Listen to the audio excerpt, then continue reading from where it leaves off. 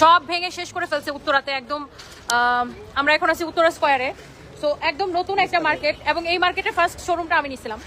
এবং দেখেন ভেঙে কি করছে অবস্থাটা, এগুলা সব হচ্ছে আপনার মানে সন্ত্রাসী কর্মকাণ্ড। বাট আমরা আসলে মানে খুবই দুঃখজনক যে ব্যবসায়ীদেরকে এখানে আপনার শত শত ব্যবসায়ীদের স্বপ্ন সবকিছু শেষ করে ফেলছে।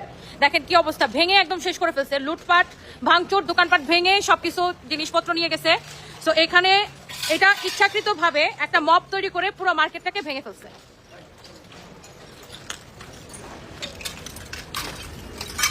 দেখেন কি একটা অবস্থা, পুরো মার্কেট ভেঙে লুটপাট করে নিয়ে গেছে। এবং আমার মনে হয় পুরো দেশের মানুষের এটা দেখা উচিত যে আমি একটু বাইরে থেকে দেখাই যে নামটা ভেঙে ফেলছে, যেটা একটু দেখাও, ইয়ে করো, তুমি ক্যামেরাটা নিয়ে যাও।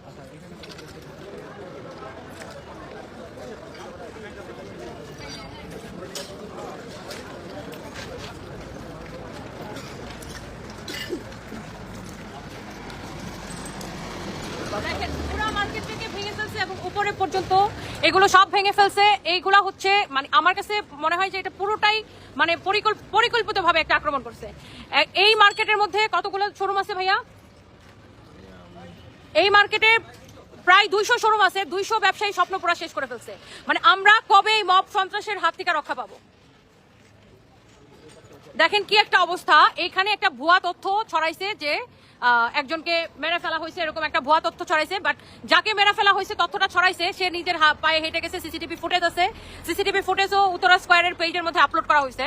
বাট এইটা পরিকল্পিতভাবে পুরো একটা মার্কেটকে ভেঙে ফেলছে, যেখানে এখন ঈদের সময় মানুষ ইচ্ছাকৃতভাবে কিভাবে মানুষের এত ক্ষতি করে, এবং এখানে আর্মিরা না আসলে এটা কন্ট্রোলেই আসতো না। পুরো মার্কেটটা লুটপাট করার জন্য এগুলো করা হয়েছে। দেখেন কি একটা অবস্থা, প্রত্যেকটা মানে ব্যবসার অবস্থা খারাপ হয়ে গেছে।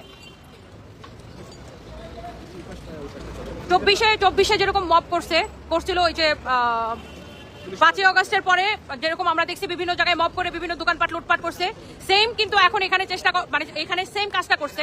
দেখেন এখানে 2বার আগুন লাগাইছে, মার্কেট ভেঙে একাকার করে ফেলছে। তো একটা সুন্দর এখানে মার্কেট, তো আমি একটা সমস্যা হতে পারে, বাট মার্কেট তো শুধু মার্কেটের মানে মার্কেটের যে মালিক, মার্কেট তো শুধু তার একার না। এই মার্কেটে যতগুলো দোকানদার আছে, যতগুলো ব্যবসায়ী আছে, প্রত্যেকের স্বপ্ন তো এই মার্কেটের সাথে জড়িত, তাই না? প্রত্যেকের দোকানপাট কোটি কোটি টাকার মালামাল এখানে, এইগুলা ইচ্ছা করে ক্ষতি করা, এখন এই যে ব্যবসায়ীদের এই ক্ষতিপূরণ কে দিবে? দেখেন কিভাবে দোকান ভেঙে মার্কেট ভেঙে লুটপাট করে নিয়ে চলে গেছে। জাস্ট দেখেন অবস্থা, লাইট ধরো তো, এখানে লাইট ধরো, দেখছেন পুরো মার্কেটটা ভেঙে লুটপাট করে নিয়ে গেছে। এখানে কোনো ব্যবসায়ী ঘুমায় নাই, প্রত্যেকটা স্টাফ নিয়ে মালিকরা সবাই এখানে দাঁড়াইছে, আর নিজের চোখের সামনে প্রত্যেক মার্কেটের সব মালিকরা দেখতে